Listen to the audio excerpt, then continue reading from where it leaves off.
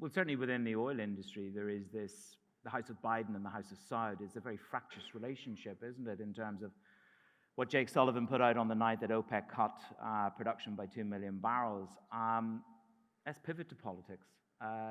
You have the midterms, they're passed, and we have the Biden administration taking the Senate, and we have a whole new, I suppose, a whole new adventure ahead of us over the next year and a half. How do you look at this situation on the Biden taking the Senate?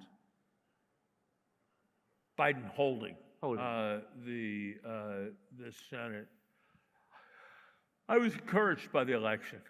I think that the center held. The center held in the sense that most of the extreme election-denying candidates lost and lost badly and performed worse than pollsters expected. The center held in a reading of the Democratic vote. If one looked at many of the most extreme figures on the progressive side, they ran substantially behind where President Biden had run in their districts in the year 2000. So it was not a good election for those on the far left. Even some of those who had been most strident and shrill in denying the results of the year 2020 election conceded the election rapidly and reasonably graciously. The secretaries of state of key states, in almost every case, the election deniers lost, suggesting a healthier infrastructure for the 2024 election. We have a situation of divided government rather than a situation where government is all in one party.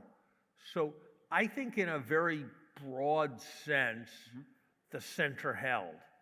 In the same month that the center held in the United States, you had a center holding outcome in Brazil, and at the same time, you had that election process be substantially smoother than was expected.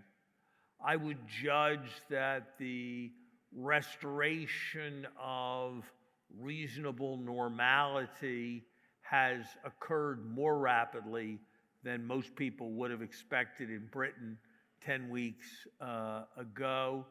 And I would judge that the degree of radicalism in Italy has been less than many would have expected. So I think that there's a lot to worry about politically, and I don't think the concerns about populism are by any means behind us. But I do think that the system has appeared more resilient and looks more resilient today than any but a substantial optimist would have predicted a couple months ago. And that's something from which we can take considerable satisfaction.